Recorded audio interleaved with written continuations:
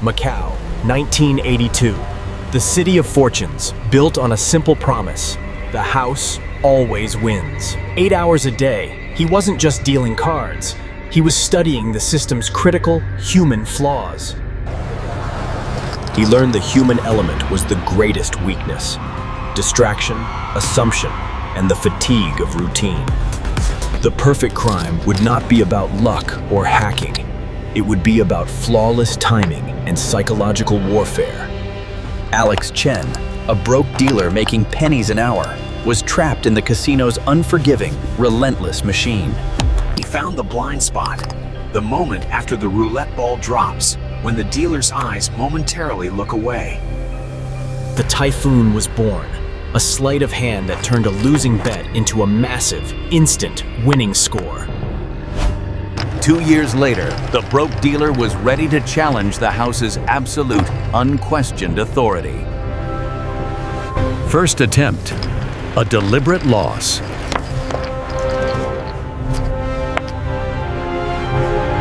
He was building a pattern of normalcy, a necessary camouflage for the coming, devastating, invisible strike. The number hit.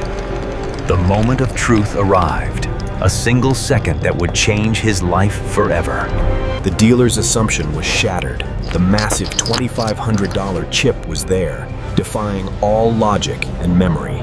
The rules didn't forbid it. The house had to pay $87,500. The first massive victory was secured.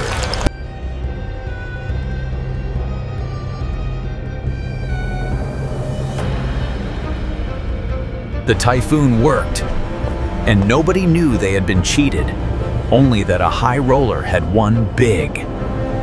For the next year, Alex hit every Macau casino with weak 1980s surveillance systems and distracted staff.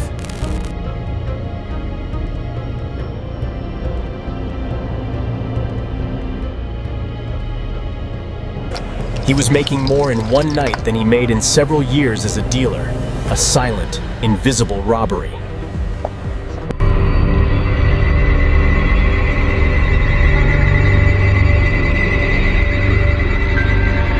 Macau was too small.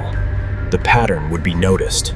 It was time to go international and expand the empire. Monte Carlo, the most famous casino in the world, where security was supposed to be completely unbeatable. Confidence was half the con.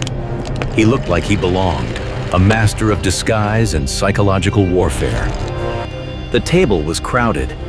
The dealer was distracted. The pit boss was watching a high roller.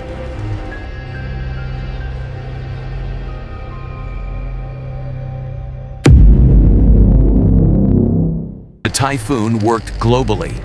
The flaw was not in the casino, but in the universal, predictable human reaction.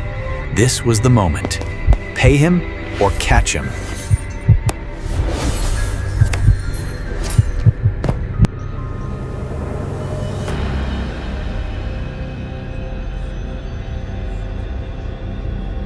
He won, but he was noticed.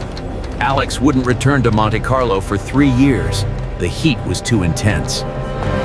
The flawless execution was the result of thousands of hours of dedicated, secret, relentless practice.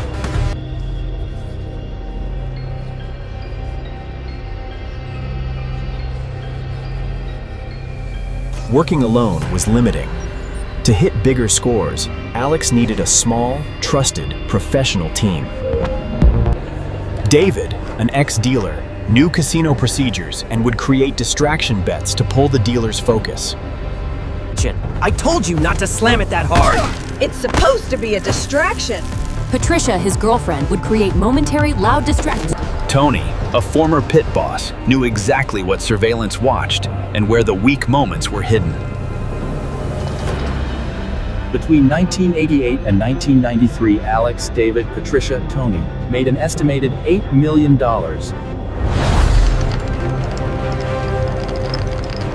Please subscribe our channel. The system worked with a team. Bigger scores, less risk, and a far more effective, layered deception.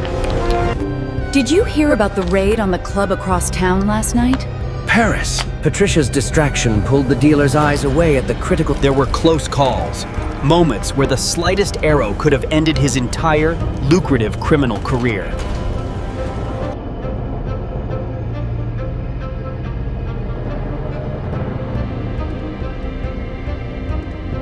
The winnings piled up, a testament to his genius and the widespread vulnerability of the gaming tables.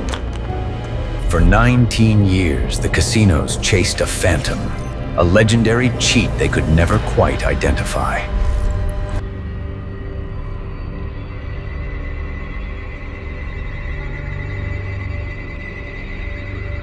There were moments where the slightest mistake could have ended his entire criminal activities. Now all the security staff is alert, watching him closely. The psychology of the con was as important as the sleight of hand, manipulating human attention effectively. After 2 decades of deception, the legendary cheat decided to retire, disappearing without a trace.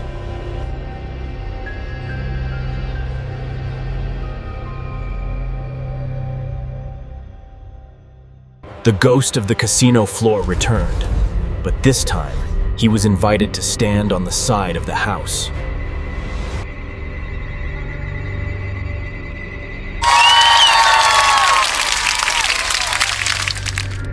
He revealed his secret, demonstrating the exact technique that had cost them millions of dollars. He told them it's not physical, it's a game of patience, it's a game of mind. The casinos hired the very man who robbed them, recognizing his genius was their only true defense. He taught them to see what they had missed for years, turning his criminal knowledge into a protective shield.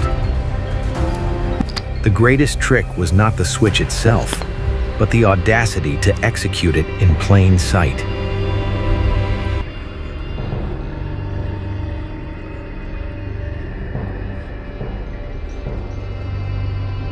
He finally told his story, documenting the 20-year run of criminal genius and unparalleled silent success. The flow of money is constant, and the vulnerability of the human element remains the greatest risk.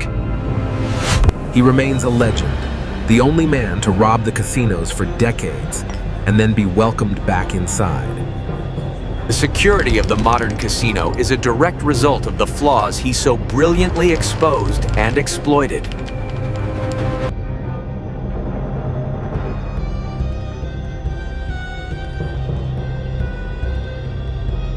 The hands that stole millions now serve as a warning, a constant reminder of the house's past defeat. He studied the rhythm of the floor, the subtle shift in attention that occurred during the changing of the guard. Fatigue was his greatest ally, the silent enemy of the casino's perfect, relentless, 24-hour operation. He made a small, deliberate error, establishing himself as a clumsy, harmless, easily forgettable gambler. The move had to be faster than the human eye, a blur of motion that defied all immediate, conscious observation. Count them again, novice. The dealer's arrogance was his shield, the assumption that a high-stakes cheat would never make such a simple mistake. The evidence was there, but the human operator's attention was elsewhere, distracted by the noise of the floor. Please subscribe for more videos.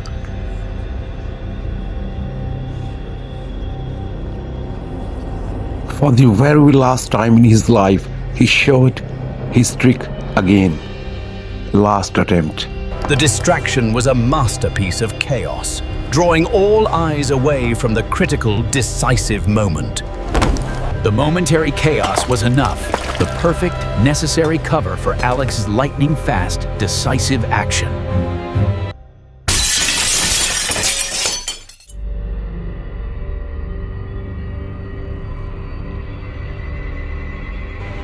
The hands that stole millions now serve as a warning, a constant reminder of the house's past defeat.